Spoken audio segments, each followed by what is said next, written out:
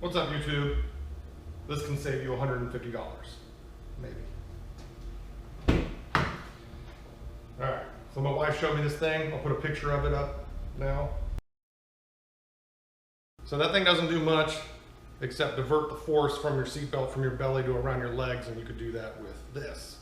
A little bit of 7075 T6. You could use 6061 if you wanted to. You don't have to go all out. I have this laying around for some car parts. You want to put your seatbelt on normally. Grab out some slack. Take your sunglasses off. And you're going to grab this. Do it like that. Get it where it's under your butt.